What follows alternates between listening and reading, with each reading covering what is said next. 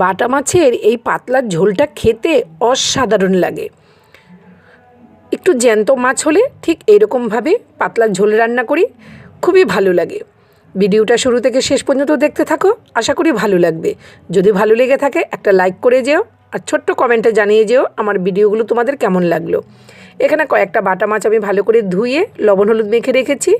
তারপরে আলু আর টমেটোটা কেটে নিয়েছি। আজকে আমি এই বাটা মাছের ঝোলটা শুধু আলু আর টমেটো দিয়েই করব। তারপরে কড়াইতে তেল গরম হয়ে গেছে, আমি মাছ কটা ভেজে নিচ্ছি। আর এখানে দেখো লঙ্কা আর জিরেটা একটু পেস্ট করে নিলাম।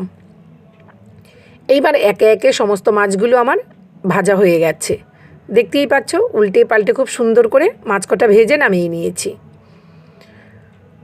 তারপরে ওই তেলের মধ্যেই আমি সামান্য একটু লবণ দিয়ে আলুটা ভেজে নামিয়ে নেব। দেখো আলুটাও ভাজা হয়ে গেছে, নামিয়ে নিয়েছি।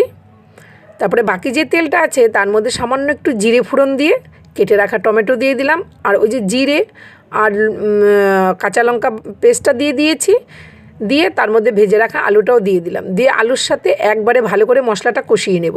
দেখো মশলার কাঁচা গন্ধ একেবারেই চলে গেছে। তারপরে পরিমাণ মতো একটু গরম জল দিয়ে গ্রেভিটা পরিমাণ মতো হয়ে আসলে তখন আমি ভেজে রাখা বাটা মাছগুলো দিয়ে একটু ঢেকে দেব। তারপরে ঢাকনাটা সরিয়ে নামানোর আগে একটু কুচানো ধনেপাতা দিয়ে ব্যাস কমপ্লিট হয়ে গেল আমার এই আলু টমেটো দিয়ে বাটা মাছের ঝোল। নামিয়ে নিলাম। যদি ভিডিওটা ভালো লেগে থাকে ফেসবুক থেকে ফলো করে দিও, ইউটিউব থেকে সাবস্ক্রাইব করে আমার পাশে থেকো। দেখা হচ্ছে নতুন রেসিপি নিয়ে নতুন ভিডিওতে। সবাই ভালো থেকো, সুস্থ থেকো, আর অবশ্যই কিন্তু কমেন্টে জানাবে এইরকম মাছ তোমরা কে কে ভালোবাসো।